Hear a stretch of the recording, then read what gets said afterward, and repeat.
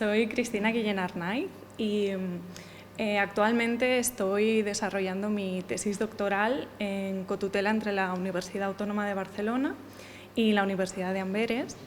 Y mi investigación lo que trata de abordar es la representación que se hace de Filipinas, todavía como colonia anterior a 1898, en literatura española. Este concepto de literatura española, en la presentación de hoy voy a intentar acotar más qué tipo de literatura española y cómo llegué hasta ahí, ¿no? Bueno, creo que esto es todo sobre mi presentación. Y bueno, antes de empezar con lo que sería el grueso de lo que quiero tratar sobre géneros, tipología de textos, etcétera, me gustaría contextualizar un poco de dónde surge y al final qué es lo que quiero exponer en esta presentación, ¿no? Porque creo que será un poquito diferente a las que hemos visto esta mañana. Básicamente lo que os quiero mostrar es la plasmación de todas las dudas, problemas y cuestionamientos que me surgieron cuando, empezando la tesis, tenía que delimitar cuál sería el corpus, los textos que iba a estudiar, ¿no? Entonces, bueno, esta parte de la tesis doctoral, como sabréis, pues de argumentar, decir por qué incluyo unos textos, por qué excluyo otros textos, a veces puede resultar complicado y lleno de inseguridades. Recuerdo que había días que me levantaba por la mañana y decía, este sí, luego me acostaba y decía, no, vuelvo a quitarlo. Pero al final, en mi caso eso, ¿no? El intentar acotar y describir cuál es el género o cuál es el tipo de texto que voy a analizar en mi tesis doctoral, me trajo muchos quebraderos de cabeza. Y aprovechando estos quebraderos de cabeza, pues son los que quiero mostrar aquí y ver, ¿no?, el viaje que hice a través de diferentes referencias teóricas sobre género y tipología de textos. Como bueno, os habréis imaginado por los comentarios de esta mañana y porque estoy aquí, son textos que se publicaron, la mayoría de ellos, primero en prensa y después fueron recopilados en obras, libros que funcionaron de forma autónoma, independientemente de la primera publicación en prensa. Y bueno, pues esto sería lo que me gustaría abordar esta tarde. Os pido que me acompañéis como en esta revisión, en este viaje de dudas y preocupaciones que tuve hace unos meses cuando estaba redactando esta parte de la tesis. Y que bueno, al final y tras el consejo de mis directoras y la insistencia, finalmente conseguí cerrar y ya ahora mismo dispongo de un corpus acotado, definido y creo que tiene cierto sentido al final como ha quedado constituido. Y bueno, como veréis también el marco temporal de mi estudio se adelanta un poco al que hasta ahora hemos estado tratando. Entonces, igualmente creo que es válido y puede resultar interesante porque al final esta consulta o estas reflexiones en torno a la teoría de los géneros literarios y cómo influyó la prensa en la elaboración de ciertos textos, de cierta literatura, pues es extrapolable desde finales del siglo XIX hasta principios del XX y entonces creo que vamos a coincidir en muchos casos en reflexiones de textos del siglo XX que vosotros habréis tratado y los textos de finales del XIX, de las décadas de 70, 80, 90 del siglo XIX. Bien, perfecto. Si me permitís, me gustaría empezar con una pequeña contextualización de cómo llegué yo a la literatura hispano-filipina o cómo empecé a interesarme por esto, y fue por lo que he comentado esta mañana, ¿no? No fue ni a través del NOLI ni por la generación del 98. Yo durante mis estudios de máster estaba como becaria en un grupo de investigación sobre prensa ilustrada del siglo XIX. Entonces, uno de mis trabajos en este grupo de investigación fue, como ha dicho Manuel esta mañana, leerlo todo. Básicamente yo me dedicaba a coger número por número, leer cada una de las entradas y entrarlas en un aplicativo que tenía el grupo de investigación para después generar un índice de todos los tipos de publicaciones que aparecían en esas revistas. Entonces, en toda esta labor, que espero que próximamente se haga con ayuda de inteligencia artificial o algo, porque la verdad es que fue muy interesante, pero también muy cansado, y además, dependiendo del formato de las revistas, algunos eran imposibles de leer y me dejé bastante la vista, pero bueno. En todas estas, en estas lecturas me empecé a encontrar con, sobre todo, imágenes de Filipinas. Imágenes de pues, un paisaje, una catedral, etcétera, etcétera. Y claro, en ese momento yo lo que veía es que la descripción que se daba de esa imagen era extremadamente escueta y no ahondaba en la relación colonial que existía en ese momento entre España y Filipinas. Estas revistas con las que estaba trabajando eran de mediados del siglo XX y muchas de ellas lo que hacían era simplemente reproducir ilustraciones, imágenes que habían sido publicadas en sus homónimas francesas, es decir, cogían el Museo Universal francés y cogían esa imagen y la reproducían. Entonces, claro, no había rastro de esta relación que yo pensaba que tendría que aparecer por algún lado, ¿no? Ya más adelante, sobre todo pues en la ilustración española y americana, ya 69, más tirando a finales del siglo XIX, sí que empiezan a aparecer muchas más reflexiones, comentarios sobre este vínculo España-Filipinas, acompañando imágenes o simplemente como artículos de opinión o como artículos literarios. Vamos ahora a ver todo esto, ¿no? Y así empecé a buscar o a interesarme por cómo aparecía Filipinas reflejada en este tipo de material, cómo un lector de prensa residente en la España metropolitana leía esas revistas y cómo podía imaginarse a partir de esas revistas cómo era la colonia filipina en ese momento. Entonces, lo que empecé a buscar fue qué tipo de textos sería el más interesante o qué se transmitía en cada uno de las diferentes soportes, digamos, ¿no? en prensa. Entonces, más allá de, bueno, obviamente mis estudios eran de filología. Estaba matriculada en el programa de doctorado de Filología Hispánica con especialización de literatura, entonces, claro, pues tengo que buscar textos literarios.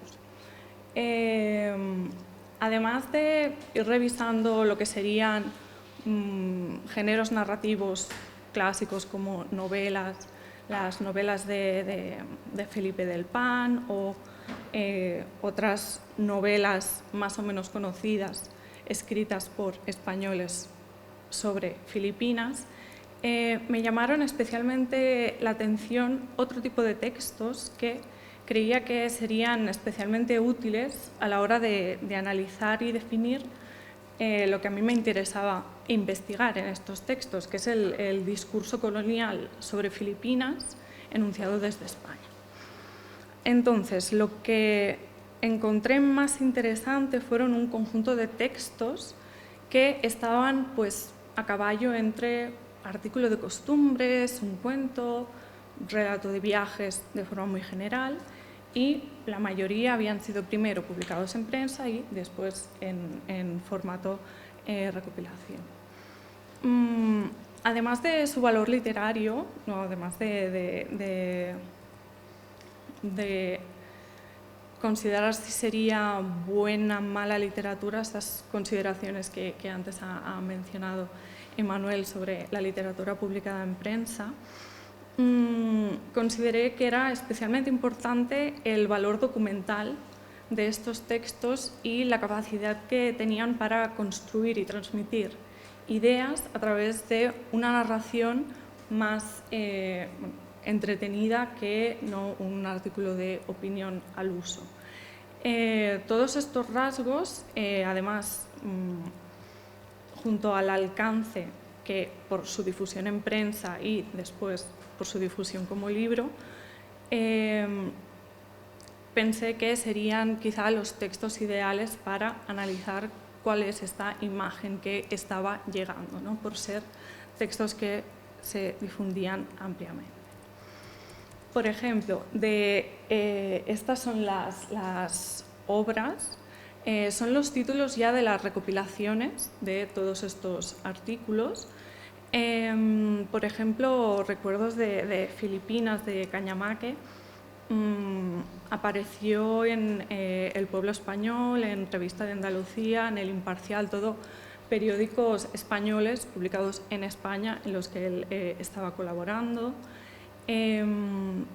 Díaz de la Quintana también publicó muchas de sus siluetas antes en muchos periódicos que él mismo estaba editando, en este caso en Filipinas, y bueno, más o menos vemos cómo a cada uno de estos autores ya había difundido parte o algunos incluso la totalidad de estos textos en la prensa. Claro, aquí una de las primeras dudas que me surgió fue yo he podido observar las recopilaciones, pero claro, este no es el contexto real donde aparecieron por primera vez estos textos. Entonces, en la medida en que el tiempo y en que la disponibilidad de periódicos me dejó, sí que hice esta investigación arqueológica de intentar rastrear dónde habían aparecido, pero claro, algunos sí que los he podido rastrear, pero hay otros muchos que han sido imposibles, o porque no los he encontrado, porque no están todavía digitalizados. Y, bueno, dejando esto de lado, ojalá en un futuro, conforme se vaya digitalizando más archivos, pues quizá pueda encontrar el contexto original de estas obras. Pero bueno, dejando a un lado el no disponer del contexto, esto no impide que se pueda observar en estos textos rasgos claros de esta naturaleza periodística, ¿no? de este contexto donde primeramente aparecieron. Entonces, claro, todo fueron preguntas, pocas certezas, muchas preguntas, desde incluso llegarme a plantear si realmente estaba ante literatura y si realmente yo podía hacer una tesis sobre literatura con estos textos. Entonces, esto me quitó el sueño durante varias semanas hasta que finalmente creo que logré demostrar que efectivamente, en mayor o menor grado, sí que pueden considerarse textos literarios, ¿no? A continuación voy a hacer este repaso por diferentes autores, por diferentes teóricos que han estudiado la presencia de literatura en prensa y poco a poco el trabajo que hice es ver si este corpus que yo había seleccionado cumplía o no cumplía con los rasgos característicos que estos teóricos habían propuesto como propios de la literatura en prensa en general, del cuento, por ejemplo, del artículo de costumbres, etcétera, etcétera. Para empezar, brevedad, antierudición y coetaneidad son tres de las características principales que María del Pilar Palomo establece como específicas de literatura que aparece en prensa. Empezando por la brevedad, pues bueno, obviamente, al tratarse de al disponer del periódico un espacio concreto, limitado para exponer, crear este texto, el texto lo que hace es adaptarse al espacio del que dispone.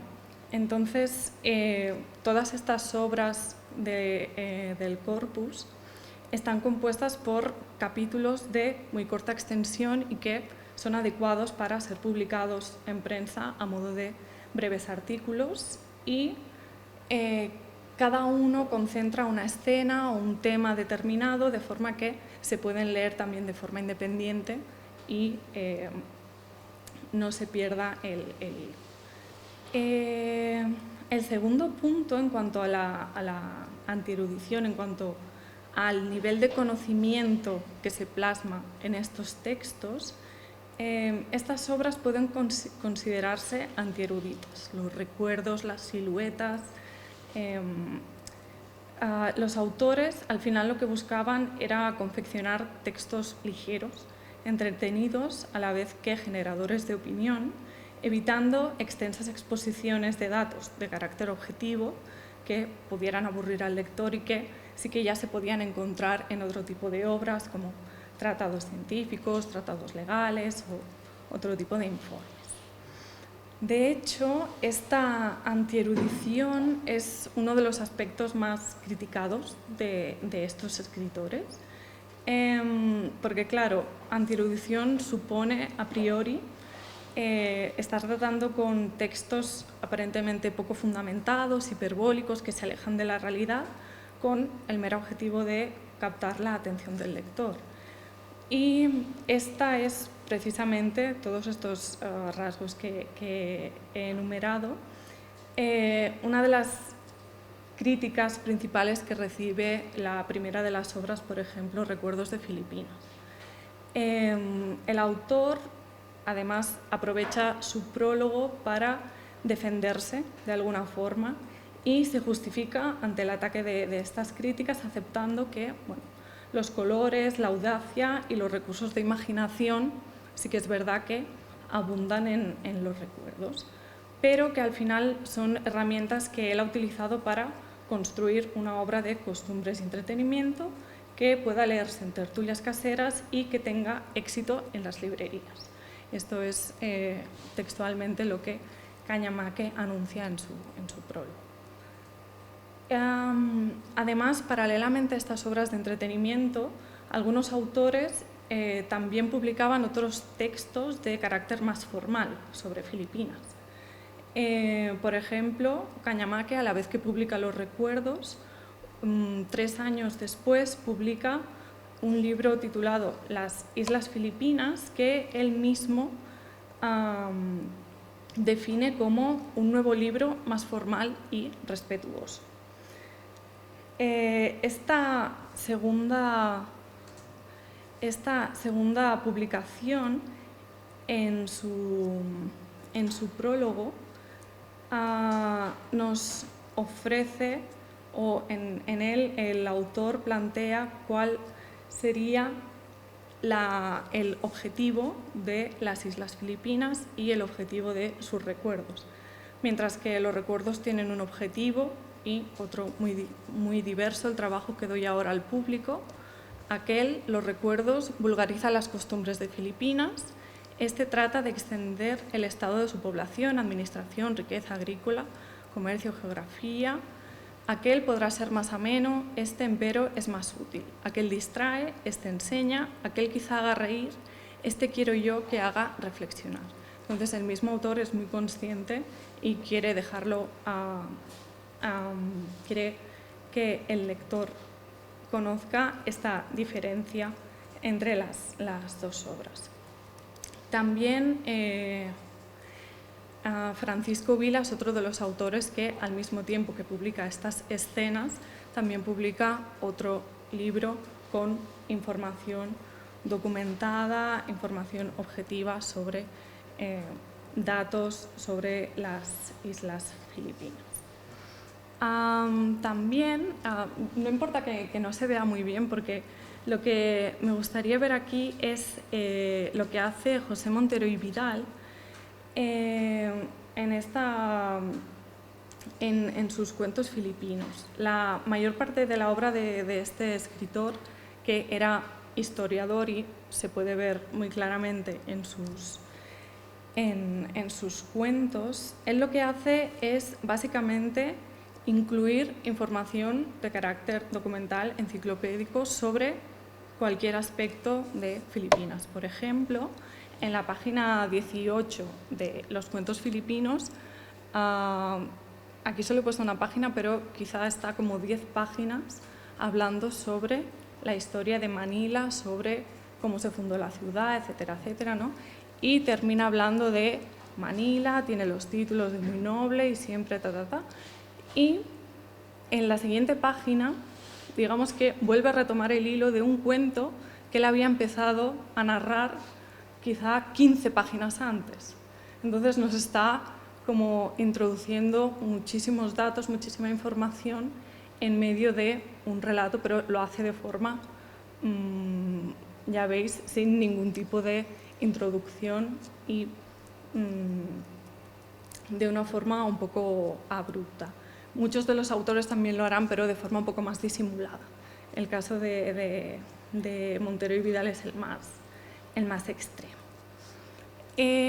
Finalmente, una de las tres características de las que hablábamos al principio es la coetaneidad. Efectivamente, las obras que conforman el corpus abordan temas de actualidad en el contexto en que fueron publicadas.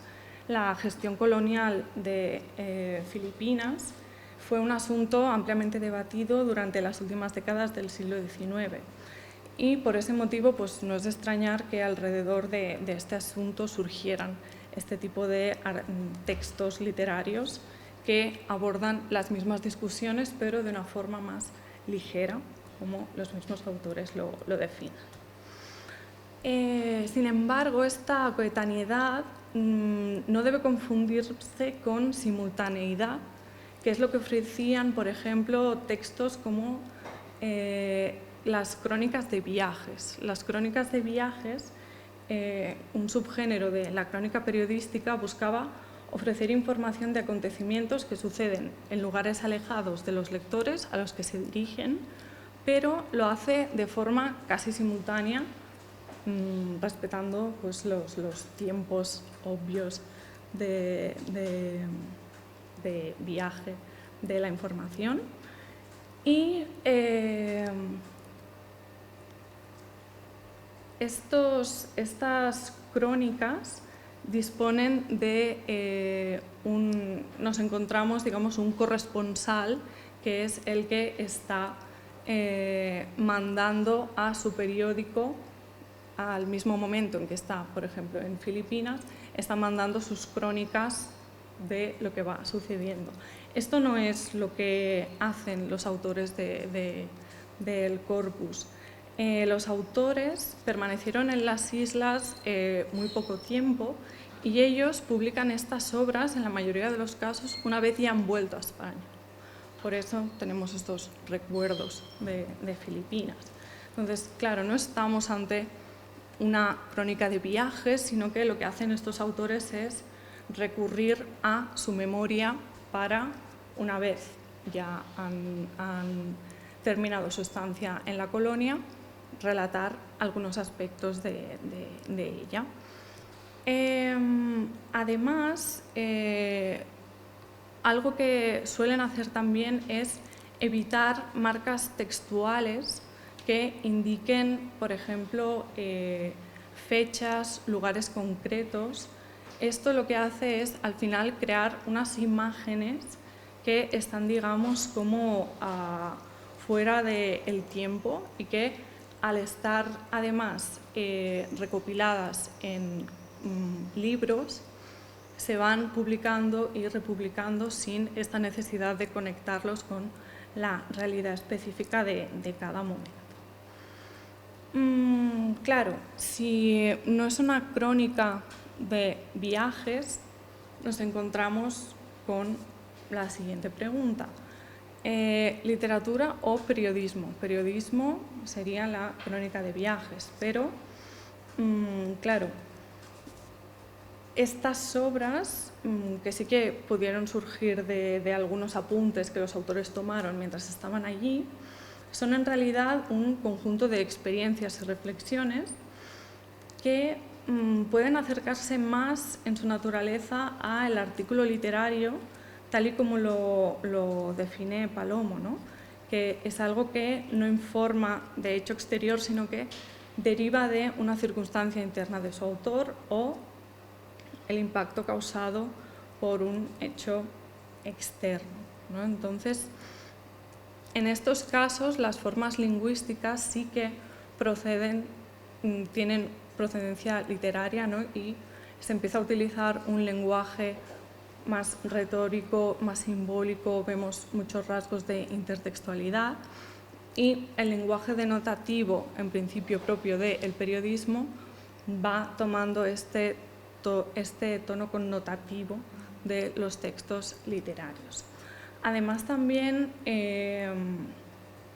frente a la importancia del autor en artículos de opinión en prensa, por ejemplo, en estos casos vemos muchas veces la utilización de máscaras para evitar esta autoría, como es el caso de muchos seudónimos, o incluso también se recurre muchísimo a otras herramientas que difuminan esta autoría, como el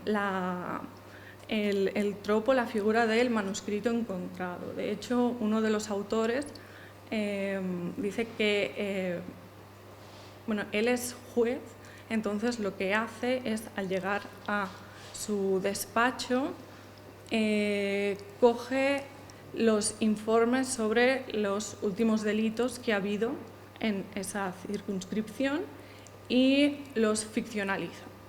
Entonces, él expone esto en el prólogo, ¿no?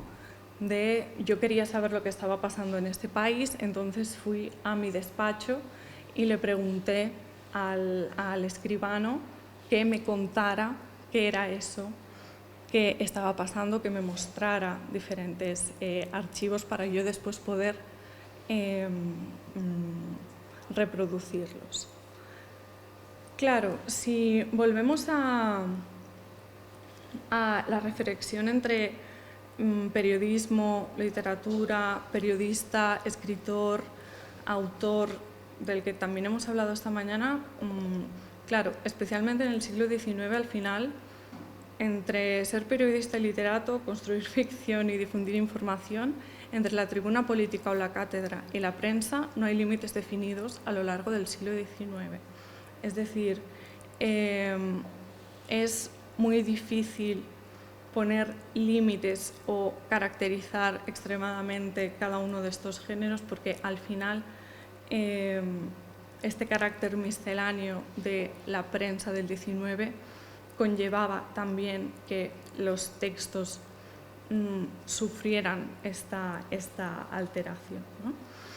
Además, hablando del perfil de los autores, la mayoría no eran ni literatos ni periodistas. Por ejemplo, tenemos el caso de un médico que es destinado a Filipinas y, estando allí, decide, bueno, pues ya que estoy aquí, voy a tomar unos apuntes y luego más tarde pues yo voy a explicar mi experiencia en Filipinas. Tenemos el caso de Montero y Vidal, que era historiador. Entonces, aunque algunos sí que ejercían el periodismo y van publicando en diferentes revistas, etcétera, muchos tenían un perfil completamente alejado, tanto de autores como de periodistas. Claro, si pasamos ahora rápidamente a estos tres géneros literarios que avanzaba en el título, ¿no? Entre cuento, artículo de costumbres y relato de viajes, que al parecer a priori son los tres géneros en los que yo creía que podía enmarcar estas producciones textuales, lo que hice es ir otra vez viendo cada una de las características de estos géneros e ir desechando, ver cuáles se cumplían, cuáles no, y qué es lo que, de qué forma podía cohesionar entonces ese corpus. Por ejemplo, si nos centramos en el cuento, Vaquero Goyanes, uno de los teóricos más relevantes sobre el cuento literario, habla de cómo el cuento durante el siglo XIX acaba siendo víctima del periodismo y que en muchas ocasiones se convirtió en algo así como un género literario híbrido que traduce en forma novelesca, bajo apariencia de ficción, lo que el editorial o las noticias comentan en otras páginas del mismo periódico.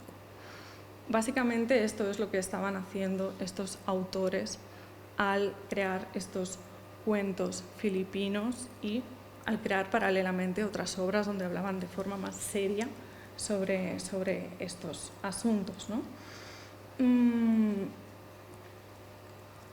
Además,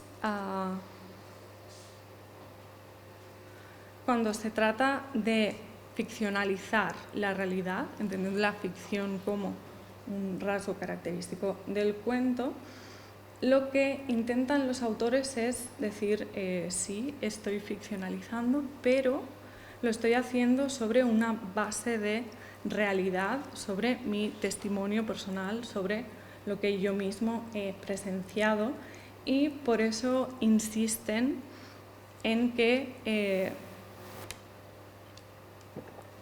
aunque por ejemplo en el caso de Cañamaque sus textos pueden ser hiperbólicos, él es consciente de que hay otros españoles que han viajado a Filipinas, entonces digamos que él afirma que no se atreve a inventar nada porque es algo que puede fácilmente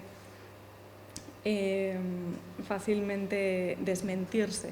De hecho, lo que hace uno de sus compatriotas, Francisco de Paula Entrala, en sus Olvidos de Filipinas, es precisamente esto, ¿no? Es decir, lo tuyo no son recuerdos, porque yo soy un español que estoy viviendo en Filipinas y constato que no son recuerdos, son olvidos.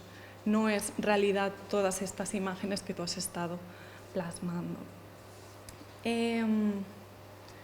Esta insistencia en la exposición de la verdad, en la narración de hechos reales, de que los autores han sido testimonio directo, parece alejarse de la naturaleza de la narración ficcional del cuento o de cualquier otro género literario que se base en esta idea de ficción. Pero al final las obras que forman parte de este corpus pueden considerarse por ello cercanas también a otro tipo de género narrativo que durante el siglo XIX, especialmente a principios y a mediados, había gozado de gran éxito y era concretamente pues, el artículo o el cuadro de costumbres. Claro, volviendo a este argumento de veracidad, resulta especialmente significativo el comentario que hace Pablo Fecet al inicio de su recopilación de esta obra, defendiéndose de posibles críticas al decir que errores, omisiones o abultamientos hiperbólicos. Hay a veces fotografías sin acabado parecido, pero ni una siquiera sin un fondo general de verdad. Con estas palabras, Fecet parece describir con bastante exactitud la técnica utilizada por el costumbrismo. Como diría una de las figuras claves del costumbrismo español, como Mesonero Romanos, los caracteres que necesariamente habré de escribir no son retratos, sino tipos o figuras así como yo no pretendo ser retratista, sino pintor. Al igual que el resto de autores, Fezet aclara que él no es pintor, sí que parte de una base de realidad, pero su pintura parte de la memoria, entonces puede deformar las líneas del original y no representar fielmente esa realidad, ¿no? Incluso Cañamaque, este defensor a ultranza de la veracidad de su obra, acepta que su obra tiene algunos lunares que alteran la fisonomía más viva que correcta de estos recuerdos, ¿no? También esta metáfora plástica es muy evidente en todos los títulos de estas obras, ¿no?, de las recopilaciones. Recuerdos, escenas, siluetas, esbozos, pinceladas, matices. Hay como una larga lista de recursos que hacen alusión al objetivo de todas estas obras, que es retratar esta sociedad filipina y este espacio filipino mediante el uso de tipos genéricos y representativos que tiene un claro objetivo, que es el que mostraré ahora. Este tipo de literatura costumbrista, al final, más allá de lo superficialmente pintoresco u humorístico, posee una clara intención moralista. La representación, en ocasiones expresamente hiperbólica, de determinados aspectos de la sociedad pone de manifiesto sus defectos, sus puntos débiles y, al final, lo que hace es señalar lo que debe ser modificado. En un contexto en que la gestión colonial estaba siendo tan debatida, utilizar este recurso, utilizar esta técnica, funcionaba a estos autores para marcar qué es aquello sobre lo que el gobierno, las autoridades debían fijarse. Además, también el costumbrismo literario toma esta significación de construir la nación, representar todos aquellos rasgos que construyen el concepto de nación española en este caso. Entonces, al aplicarlos a lo que sería la colonia, se aborda pues, esta concepción de la nación en relación a estos espacios ultramarinos y y incluso llega a debatirse la inclusión o exclusión de estos espacios dentro del marco nacional.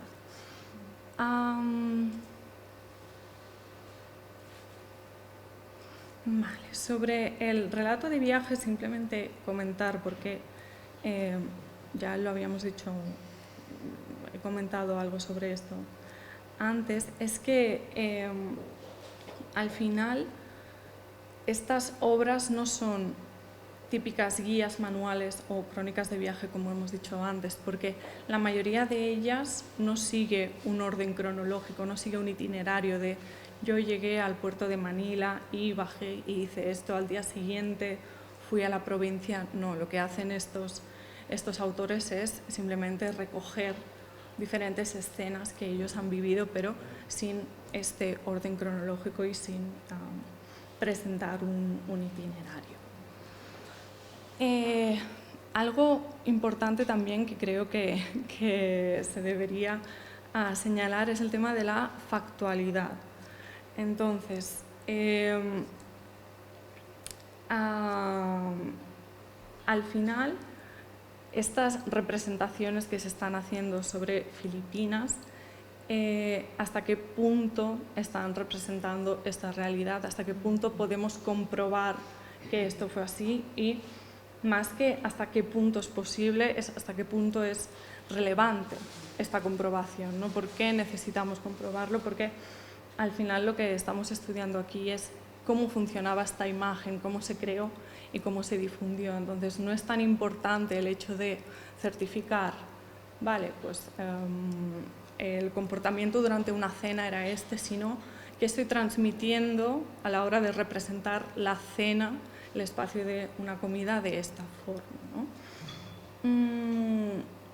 Y por último, porque no quiero extenderme mucho más, es que la conclusión a la que llegué es, bueno, este tipo de textos que son cuentos, son artículos de costumbres, son relatos, son algún subgénero dentro de los relatos de viajes. Bueno, finalmente estos textos o estos autores lo que están haciendo es emplear en cada caso aquellas herramientas o aquellas técnicas de cada uno de estos géneros presentes en la prensa para transmitir de la mejor forma que ellos consideraban o de la forma más adecuada aquello, su objetivo. Entonces, si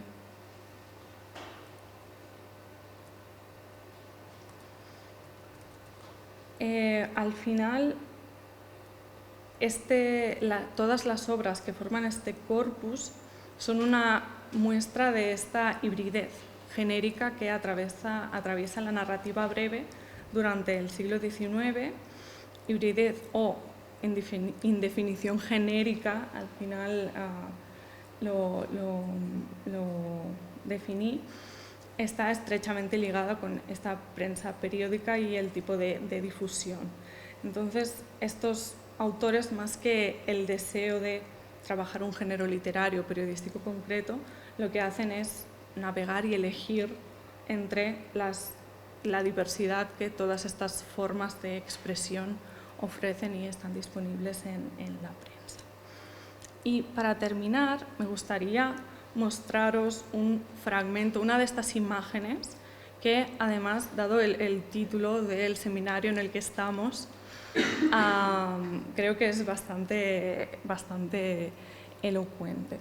Esta es la definición o la imagen que, según Pablo Fecet, tenía el panorama de la prensa filipina en 1888, es cuando se publica el recopilatorio. Probablemente este artículo hubiera salido 1 o 2 años antes.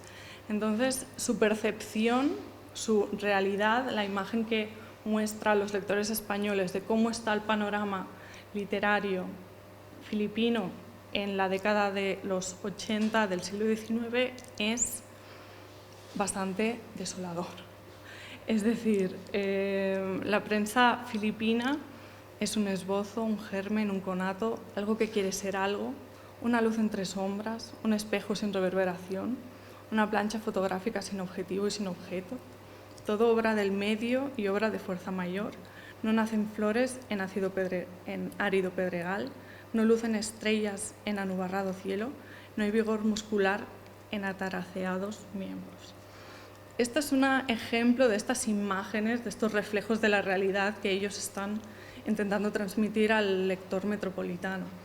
Claro, leyendo esto y viendo el panorama que, por ejemplo, Diego sobre Visayas nos ha dibujado, en la década de los 80 en Visayas ya existían varios periódicos, entonces Manila, en el centro, creo que no sería este el retrato más acurado de la realidad del panorama de la prensa filipina en este momento. Claro, ¿estamos representando la realidad? ¿Estoy dibujando la realidad? ¿Estoy dibujando la realidad a mi conveniencia? Creo que esto es un ejemplo bastante claro de lo que estaban haciendo los autores en ese momento. Y bueno, eso es todo. Solo una sugerencia, comentario, más que una pregunta, porque todos estos personajes, porque casi son personajes, Fecet, Cañamaque y compañía, ¿te has planteado en algún momento hacer una especie de perfil psicológico? Porque, no, lo digo en serio, porque muchos de ellos, algunos de ellos estaban traumatizados, algunos sufrieron bastante en sus vidas, algunos tuvieron que ir a Filipinas porque les mandaron ir, no les gustaba aquello y lo plasmaron en lo que escribieron. Y además estaban peleados entre ellos por las distintas versiones de la realidad. Y a lo mejor por ahí se puede sacar algo interesante. No sé.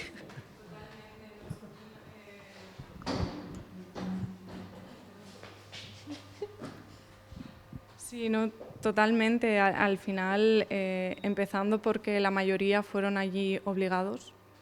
Esto ya da que pensar, ¿no?, del humor del que debían estar allí aislados en una finca en Filipinas.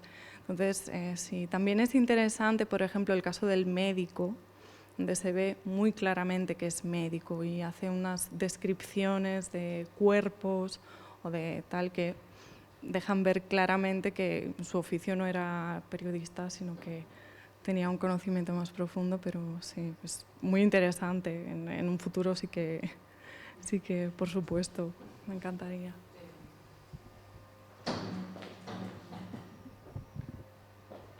Te tocaba, Mario, pero tú quieres comentar algo, ¿no?, al hilo de... Bueno, yo solo era que, en realidad, de la diferente percepción que tienen, sí que has comentado, ¿no?, y has estudiado, tienes algo escrito sobre el Bagó y el Matandá, como diferentes perspectivas en su enfrentamiento a Filipinas y que a veces más, bueno, es una forma de trauma o lo que hoy llamamos shock cultural, ¿no?, que tenían algunos, no es tan individualizado, sino que hay una cuestión generalizada y como un proceso también, ¿no?, general de comparación con la patria constante, recordarse por qué están ahí, ¿no?, tienen unos ciclos recurrentes. Sí, de hecho, ellos hablan mucho de ellos mismos, de su propia experiencia, ¿no?, de cómo Filipinas les ha cambiado, de cómo Filipinas les ha aplatanado, y hacen toda esta reflexión acerca de la influencia del medio en ellos mismos. Entonces, sí que en parte...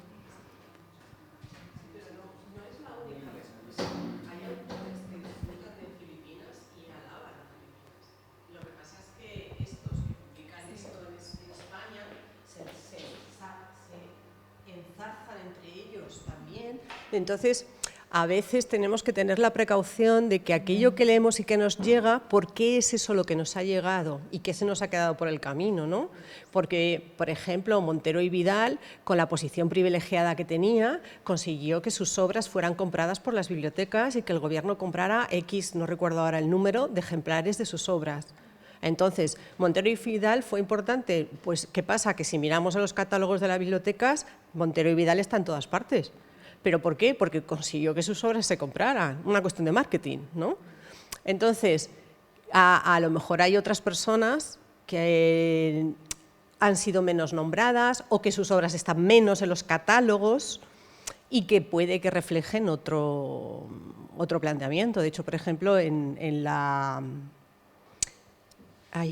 ilustración filipina hay textos y poemas que no ven a Filipinas de esta manera, que incluso hay algunos que precisamente, igual que hablabas esta mañana de cuando trabajamos para el MOOC, pues cuando a mí me tocó trabajar el 19 para el MOOC, al leer algunos de los textos de la ilustración filipina, pues había poemas que hablaban de cómo Filipinas le había proporcionado paz y tranquilidad y había encontrado la calma que no había encontrado antes en ningún sitio. Sí, sí.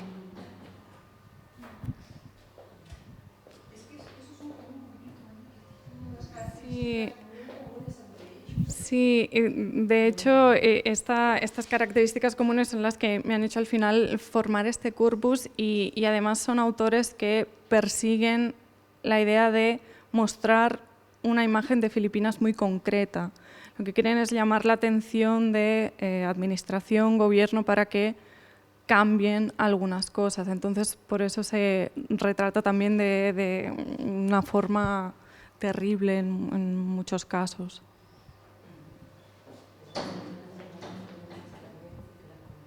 Sí. Mario quería el pobrecito. Está ahí esperando. Ya, nada, gracias. Nada, que lo que me nacía era el hecho de que a la hora de plantear todo, sobre todo esta lista que estaban todos estos recuerdos, olvidos, siluetas y demás, el hecho que, si mal no recordaba, a lo mejor es el hecho de que olvido sale como respuesta a recuerdos, ¿no? Y la diferencia, Cañamaque tiene una idea.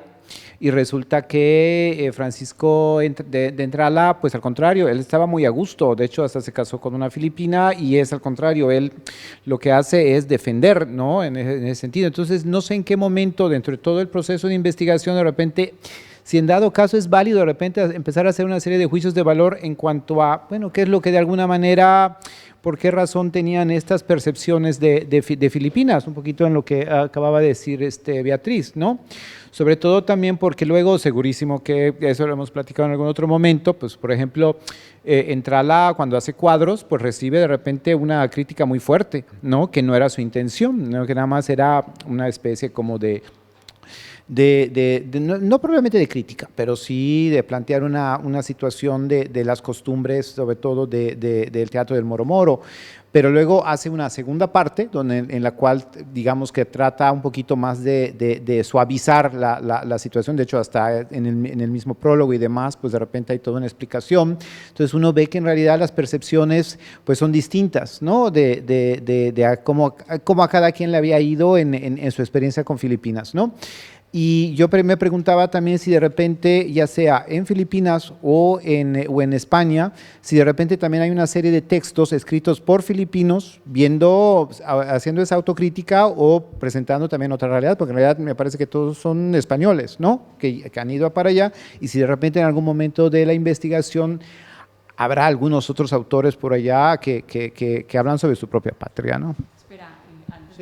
Levante, vale, aporta esto, ¿no? Que ya lo llevas para los dos.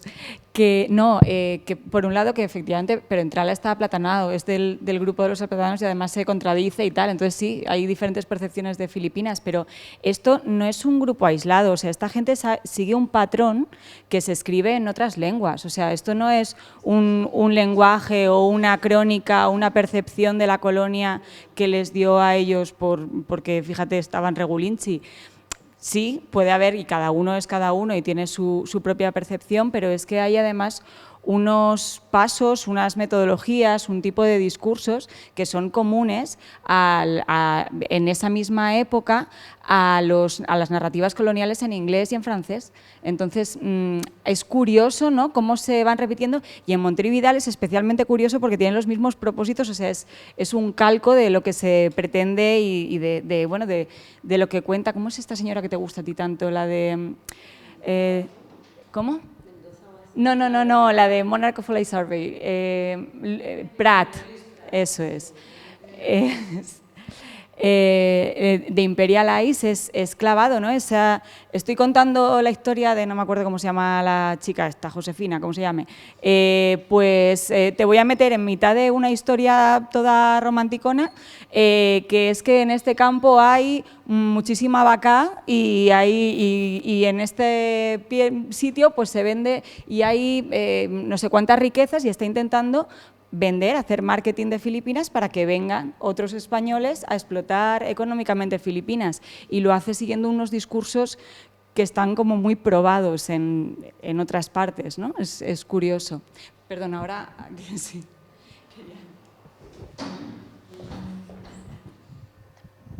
Bueno, creo que podré responder a los dos comentarios a la vez porque están muy relacionados. Sí que es verdad que la forma o incluso el tiempo que llevan viviendo estos autores en Filipinas matiza su discurso, y de hecho Entrala, al poco tiempo de llegar a Filipinas, escribe estos cuadros, pero luego en estos olvidos se arrepiente y lo dice.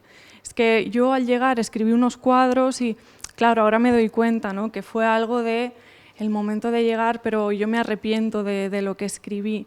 Entonces sí que es verdad que depende de las condiciones en las que estaban, el tiempo que llevaban, pero más allá de estos rasgos individuales de cada uno de los autores, lo que comentaba Rocío es que sí que es cierto que hay como un relato que es superior a todo eso, ¿no?, que pasa por encima, porque aunque Entrala defienda la vida en Filipinas, lo hace con un discurso igualmente colonialista, utilizando los mismos tropos que utiliza Cañamaque, por ejemplo. Entonces, la forma de narrar, al final, es muy similar, aunque uno esté defendiendo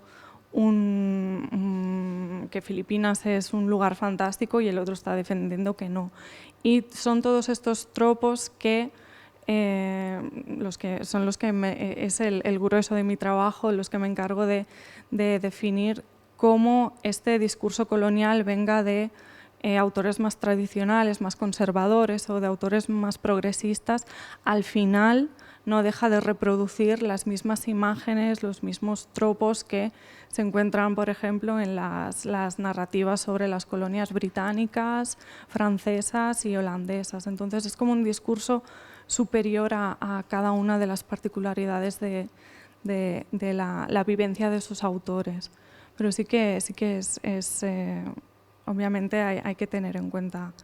Y sobre textos similares escritos por autores filipinos, la verdad es que no claro, yo vine aquí desde la vertiente de literatura española, entonces he estado muy centrada en autores españoles, la imagen de España sobre Filipinas, pero sí que es cierto que, por ejemplo, Antonio Luna en las impresiones lo que hace es lo contrario, ¿no? Viaja a España y digamos que contesta a todas estas críticas de Filipinas, criticando España como esta metrópolis que para él no es una metrópolis digna y no puede gestionar una colonia de forma adecuada.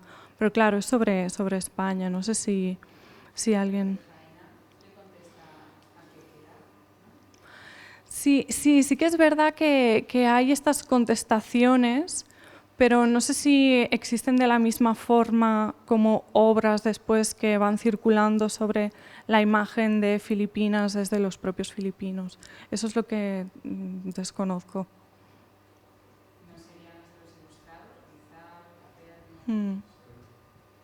Sí, no sé si...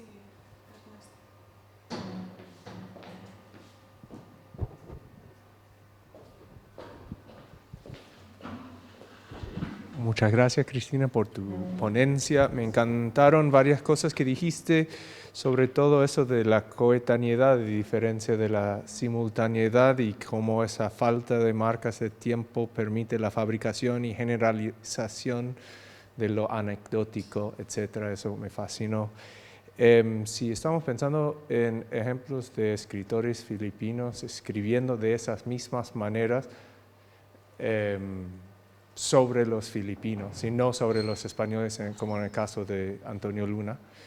Hay muchos, y podríamos pensar en prosa del siglo XX, como hemos visto con Pedro Paterno y Los Heraldos de la Raza, una novela corta donde él habla de dos tipos de filipinos que buscan la grandeza, uno que busca ser abogado y rico, etcétera, y el otro que busca ser intelectual, maestro, etcétera, y están siguiendo diferentes caminos, etcétera, y así también se elaboran diferentes patrones costumbristas y etcétera. Pero incluso con la novela más famosa, Noli Me Tangere, hay como cantidades de descripciones típicas de personas filipinos típicos, de grupos típicos, y creo que dialoga con todo lo que vienes diciendo, lo del orientalismo, de construir el otro para definirse en contra de ese otro construido, como también el costumbrismo, y cuando digo costumbrismo pienso en diferentes ideas como la de Jody Blanco, que dice que son situaciones exageradas para entretener y conmover con el fin de desmentir discursos típicos. Y de la definición de Megan Thomas de criticar y sentir empatía tras la exageración y la sátira. Creo que no tendrías que buscar mucho para encontrar ejemplos filipinos sobre los filipinos, y es muy común aún Hoy en día, si vas a Filipinas, todos los filipinos te van a contar cómo son los filipinos y todos van a usar la sátira, todos van a usar la exageración y todos van a como encontrar un equilibrio entre el auto-odio y la comedia, todo al mismo tiempo. Entonces creo que sí, sería una muy interesante manera de expandir tu proyecto, ¿no? Pero muchas gracias.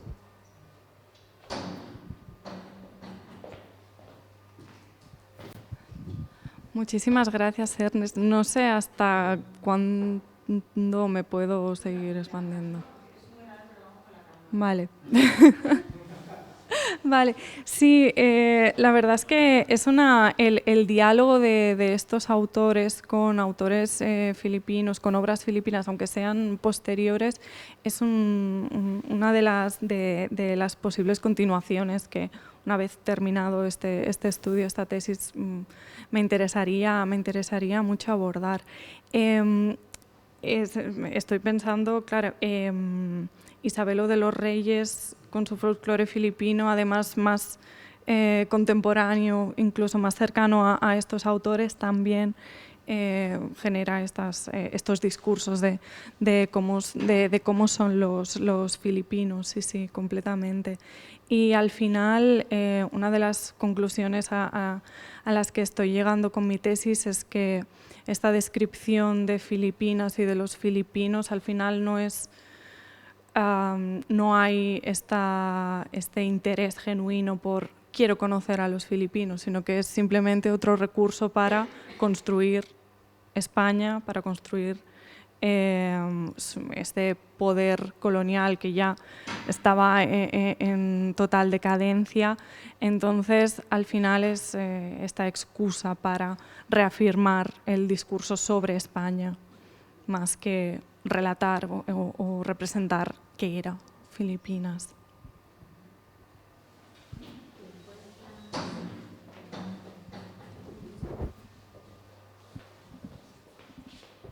Pues al hilo de lo que dices ahora y lo que han dicho los compañeros también, me preguntaba si encuentras algún tipo de comparación entre Filipinas y España.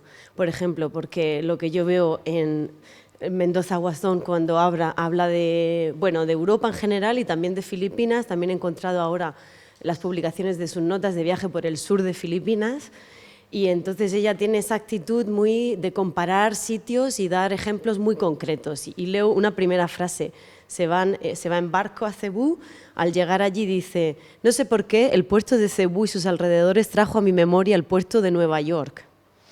Se me figuró ver a New Jersey en la isla de Mactan y Mactan en Cebú y Manhattan en Cebú. Este parecido se hizo más vivo por las muchas lanchas que iban y venían y por los barcos que encontramos en su muelle. Tal es la actividad en este puerto que tuvimos que esperar turno para poder amarrar el barco. Entonces, esa comparación, que probablemente solo puede hacer ella, se le ocurre en ese momento, pero muestra como una humildad, ¿no? Esa visión del máster que lo ve todo, ¿no? lo del Imperial Eyes, sino una manera de intentar encontrar explicaciones para lo que estoy viendo, ¿no? Y en esa comparación, por un lado la comparación y por otro dice: los cebuanos son industriosos, como lo prueba el número de puercos, gallinas y huevos que exporta a Manila y a Davao, el gran número de salacots para ambos sexos, cestos, maconas de diferentes tamaños y formas, tejidos del país, bla, bla, bla. Entonces, está viendo todas esas cosas y eso le lleva a concluir pues, que son industriosos, ¿no? Entonces, hay una especie de evidencia o de prueba en lo que está viendo para emitir estos juicios que nos quedan en la abstracción, como puede ser lo que tenemos ahora mismo, lo que estamos viendo ahí, ¿no? Ese germen es que además resulta tan... yo qué sé, eso se podría decir de cualquier cosa. Igual le quitas prensa a Filipinas y pones otra cosa, no hay ninguna cosa que me indique que estamos hablando de Filipinas, ¿no? Entonces, bueno, mi pregunta era si existe ese tipo de comparación, no sé si llamarla humilde o así pragmática, proactiva, no sé, que no sirva solamente para construir a ese otro sin establecer un diálogo, ¿no? Que sería la diferencia ahí. Mira, te lo llevo yo. Gracias, muchas gracias. Pues la verdad es que sí, sí que hay muchas referencias a España y a los españoles a la hora de describir a los filipinos.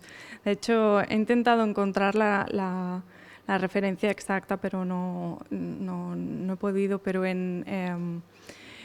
cuando se está hablando, por ejemplo, de los angleses, de los chinos, que son muy trabajadores, muy hacendosos, uno de los autores comenta que son como los gallegos y los catalanes en España. Pues los angleses son muy trabajadores y muy productivos. También se compara el Paseo de la Luneta, creo que es, con el Paseo del Retiro en Madrid, que la gente va ahí a lucirse, no sé hasta qué punto, pero sí que se recurre constantemente a elementos, creo que también es porque de esta forma se acercan a este lector metropolitano, que es el lector objetivo de estos textos, e intentan representarlo de una forma que se pueda visualizar. También, por ejemplo, al describir a las mujeres filipinas, se recurre mucho también a la comparación con las mujeres de pueblo de España. Entonces, recurrir a imágenes que dentro de este costumbrismo español, dentro de la península, también se está llevando a cabo, como de alguna manera lo recogen para aprovecharlo y definir pues, la mujer filipina en este caso.